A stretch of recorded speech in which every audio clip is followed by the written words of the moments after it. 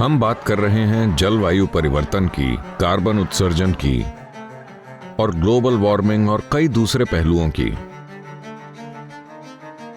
लेकिन हम मिट्टी पर ध्यान नहीं दे रहे हैं। मिट्टी वो निवास स्थान है जहां असंख्य जीव फलते फूलते हैं।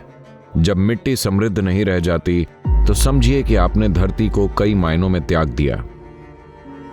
दुनिया का हर जिम्मेदार वैज्ञानिक और संयुक्त राष्ट्र की संस्थाएं साफ साफ कह रही हैं कि हम धरती पर केवल 80 से 100 बार ही फसलें उगा पाएंगे, यानी कि हमारे पास धरती पर लगभग 45 से 50 सालों तक खेती करने के लिए ही मिट्टी बची है।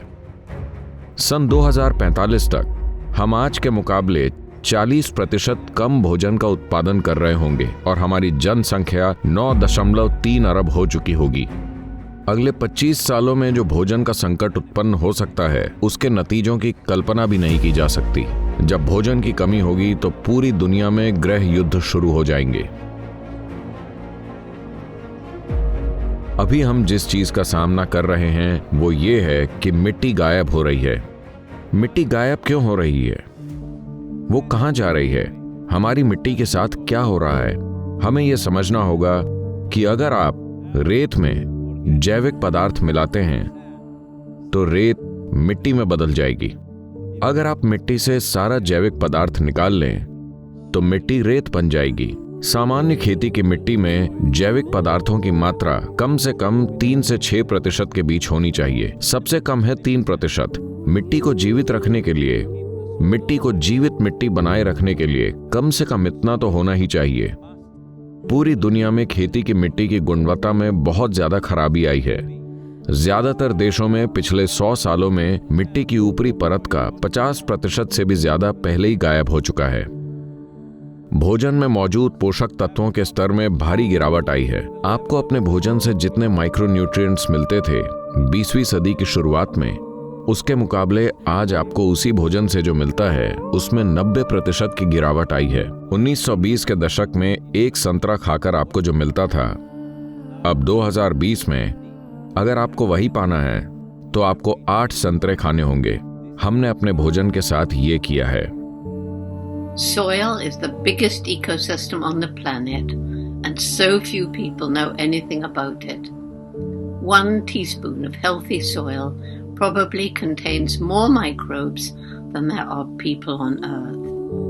मिट्टी की ऊपरी परत के पहले 12 से 15 इंच में उपस्थित सूक्ष्म जीवन ही हमारे अस्तित्व का आधार है। हमारे पैरों के नीचे मौजूद इस जादू ने ही उस जीवन का निर्माण किया है जो हम हैं।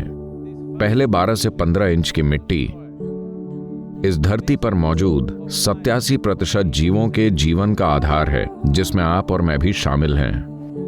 We have to begin to recognize that what we call our soil, Mother Earth, is a living organism. खुली मिट्टी, जिसे जुताई करके धूप में खुला छोड़ दिया गया है, यही सूक्ष्म जीवों के नष्ट होने का कारण है।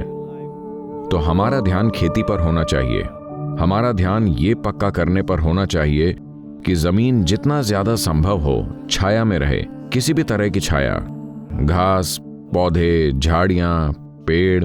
कॉन्शियस प्लैनेट मिट्टी बचाओ अभियान की शुरुआत कर रहा है ताकि मिट्टी को पुनर्जीवित करने के लिए नीति में बदलाव लाया जा सके। इसके एक हिस्से के रूप में मैं 65 साल का हूं और मैं अकेले 30,000 किलोमीटर की मोटरसाइकिल यात्रा करूंगा।